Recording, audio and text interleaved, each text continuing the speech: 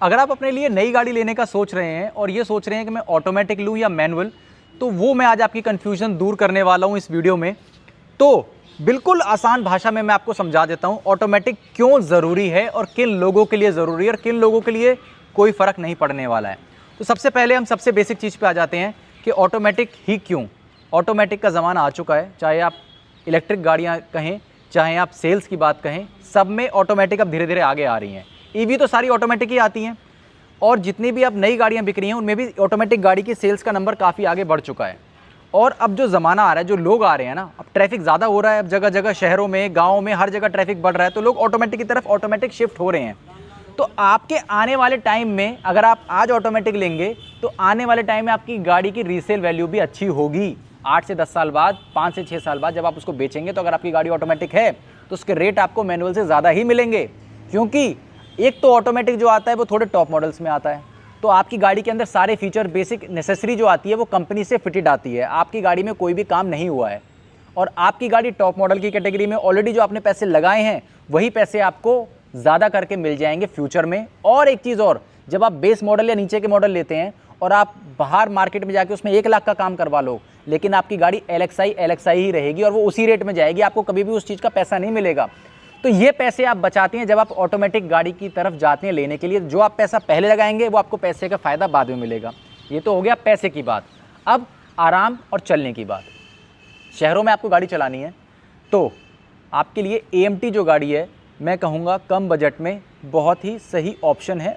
मारुति के अंदर AMT gear box आता है और अब जब आप धीरे धीरे आगे बढ़ेंगे तो ये CVT, ड्यूअल क्लच और टॉर्क कन्वर्टर की तरफ ये गियर बढ़ जाते हैं। लेकिन अब अभी हम सबसे छोटे गियर की तरफ बात करते हैं, सबसे सस्ते वाला, जो कि मारुति का AMT आता है।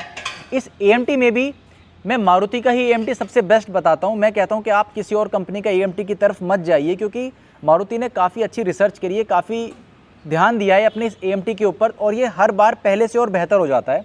तो शहरों के लिए अगर आप गाड़ी ले रहे हैं, सिटी ट्रैफिक के लिए गाड़ी ले रहे हैं, आपको डेली 20-30 किलोमीटर ऑफिस जाना है, आना है, तो आप ऑल्टो AMT भी ले लोगे ना, तब भी आपके लिए वो एक बेहतर चॉइस होगी। आपको इधर उधर कभी परेशानी नहीं होगी आपको, क्योंकि सबसे पहले तो आपको गाड़ी चलाने में जो मज़ा आने वाला है ऑटोमेटिक में, वो मैनुअल में कभी नहीं आने वाला है। ऐसा बेशक लोग कहें कि भाई मैनुअल ऐसी है, मैनुअल वैसी है, लेकिन यूज़ केस के हिसाब से गाड़ियाँ होती हैं, कभी भी ऐसे फालतूगिरी में गाड़ियाँ नहीं होती हैं। तो अगर आपको शहरों में चलना है, ऑफिस जाते हो आप सुबह शाम, बस आपको ऑफिस आना जाना है, तो मैं आपको कहूँगा कि आप ऑटोमेटिक गाड़ी ही लो। चाहे आपको मारुति की ऑल्टो ऑटोमेटिक लेनी पड़े, आप लो, और वो गाड़ी आपको निराश नहीं करेगी। कम से भी कम सस्ते बजट में आ गई, एवरेज भी उसका ठीक है और आपको ऑटोमेटिक का मज़ा भी मिल गया। अब मैं आपको एक चीज़ बिल्कुल क्लियर कर देता हूँ कि जितने भी लोग आप ये सोचते हो कि भाई ऑटोमेटिक गाड़ियाँ एवरेज नहीं देती हैं, तो ये बिल्कुल गलत बात है। आज की डेट में कोई भी गाड़ी एवरेज नहीं देती है। अगर आप हाईवे की बात करें तो ही आपको एवरेज मिलेगा। अगर आप सिटी में गाड़ी चलाते हैं तो आपकी गाड़ी 8, 9, 10, 11, 12 यही रेंज के आसपास सारी गाड़ियाँ घूम रही हैं, चाहे वो मारुति हो, टाटा हो, hyundai हो, होंडा हो, सब इसी रेंज में घूम रही हैं गाड़ियाँ। 8 से 12, 13 बहुत बेकार गाड़ी चलाओगे, 8 बहुत अच्छी गाड़ी चलाओगे, 12, 13 बस इसी के आसपास घूम रहा है। और इसी में ही मैनुअल घूम रहा है, इसी में ही ऑटोमेटिक घूम रहा है। तो आपको फ़ायदा क्या मिला? आपको कम से कम जब एवरेज उतना ही आना है तो मैनुअल गाड़ी लेने का फ़ायदा क्या? आप ऑटोमेटिक की तरफ जाओ, आराम दो अपने शरीर को, इस पैर को और उस खर्चे को आराम दो। क्लच एक ज़बरदस्ती का खर्चा है शहरों के लिए। हर 10-15 हज़ार किलोमीटर पे तो उसकी क्लच टाइट हो जाती है, जो भी क्लच वाली गाड़ी होती है। उसके बाद उसमें 4-5 हज़ार रुपये और आप अपना टाइम निकाल के उस गाड़ी को फिर ठीक करवाओ, क्लच पूरा सेट चेंज करवाओ। ऑटोमेटिक आपकी गाड़ी अगर आप ऑल्टो भी ले लोगे या सिलेरियो भी ले लोगे, वैगनार भी ले लोगे, तो भी उसकी AMT वाली जो गाड़ी है वो 70-80 हज़ार किलोमीटर तक आपको कोई भी परेशानी नहीं देने वाली है। इतना तो है उस गाड़ी के अंदर, अगर आप सर्विस कंपनी से करवाते हैं तो। इतने किलोमीटर के बाद उस गाड़ी में कुछ काम आते हैं, लेकिन वो भी मारुति के हैं तो सस्ते में निपट जाते हैं, कोई ऐसी प्रॉब्लम है नहीं। तो आप अपना यूज़ केस देखो और अपनी गाड़ी देखो। शहरों के लिए मैं कहूँगा, अगर आप शहरों के लिए गाड़ी ले रहे हैं, आप किसी भी कैटेगरी के अंदर फॉल करते हैं, तो आप AMT लो या CVT लो गाड़ी। AMT आप तब लो जब आप CVT अफोर्ड नहीं कर सकते, क्योंकि अगर आपका बजट 7-8 लाख से कम है तो आप AMT ही ले पाओगे और कोई आपके पास ऑप्शन है नहीं। और इस AMT के अंदर भी मैं आपको सिर्फ और सिर्फ मारुति ही रिकमेंड करूँगा, चाहे आपको कोई सी गाड़ी और पसंद आ जाए, क्योंकि उसके जैसा रिफाइंड गियरबॉक्स AMT का किसी और का नहीं है। AMT से जब आप आगे बढ़ोगे तो आप पहुँचोगे CVT की तरफ, जो कि बना ही सिर्फ शहरों के लिए है। उससे बेस्ट ट्रांसमिशन शहरों के लिए कोई भी नहीं है। एवरेज भी वो मैनुअल से थोड़ा ज़्यादा ही देता है, बल्कि बराबर ही देता है, तो एवरेज की भी, माइलेज की भी कोई दिक्कत नहीं है।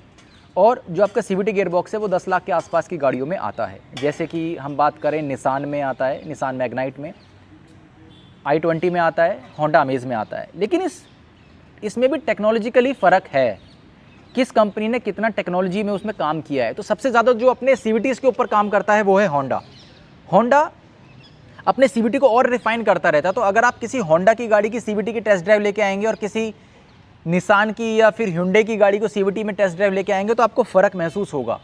और वो जो चीज़ है वो देते हैं वो, क्योंकि उनकी R&D ही उसी चीज़ के ऊपर चल रही है। तो अगर आपका 10 लाख के आसपास का बजट है तो मैं आपसे कहूँगा आप होंडा की तरफ जाएँ, और होंडा की जो अमेज CVT में आती है वो आप शहरों के लिए ले सकते हैं, बहुत ही अच्छी गाड़ी है। अगर आपका बजट उसके ऊपर है तो आप क्या सोचेंगे, आपके पास दो ही ऑप्शन बचे अब, या तो ड्यूअल क्लच या फिर AT, जिसको बोलते हैं automatic transmission proper torque converter. तो वो जब आप लेंगे तो वो भी शहरों के लिए अच्छा है, बहुत अच्छा है वो, और वो पहाड़ों के लिए भी अच्छा है, वो हाईवे के लिए भी अच्छा है, वो सबके लिए अच्छा है। तो वो एक प्रॉपर गियर बॉक्स है जो कि बहुत अच्छे तरीके से काम करता है। और अगर आपको सिटी के लिए गाड़ी लेनी है तो आप उस गियर बॉक्स के साथ जा सकते हैं। एवरेज आपको उतना ही मिलने वाला है, 8, 9, 10, 11, 12। रेंज उनके लिए जो ख़राब गाड़ी चलाओगे तो 8 के आसपास, अच्छी गाड़ी चलाओगे तो 12-13 के आसपास। जैसे कि नई स्कोडा की काइलैक आई है गाड़ी, उसके अंदर टॉर्क कन्वर्टर आता है जो कि बहुत अच्छा इस प्राइस रेंज में रिलायबल है, गियर बॉक्स है, इंजन भी ठीक है उसका। तो ड्यूअल क्लच मैं ट्रैफिक के लिए सजेस्ट नहीं करूँगा कि अगर आपको बिल्कुल दिल्ली गुड़गांव वाला जो ट्रैफिक होता है, मुंबई वाला जो ट्रैफिक होता है, उसमें आपको ड्यूअल क्लच गाड़ी नहीं लेनी है। अगर आपकी हाईवे रनिंग ज़्यादा है, मतलब आपका 20% सिटी है, बस आपको सिटी में से होके निकलना है, फिर हाईवे पे चलना है, तब आप ड्यूअल क्लच की तरफ जा सकते हो। ड्यूअल क्लच आपको परफॉर्मेंस अच्छा देगा, ओवरटेक करने में अच्छा देगा, बाकी चीज़ों के लिए भी ड्यूअल क्लच ठीक है। लेकिन जब हम अपनी रिक्वायरमेंट के हिसाब से गाड़ी देखेंगे कि मुझे क्या चाहिए, मेरा 80% यूज़ केस क्या है, उसके हिसाब से जब हम गाड़ी को देखेंगे, जब हम गाड़ी लेंगे, तब हमें उसके हिसाब से गियर बॉक्स चुनना है।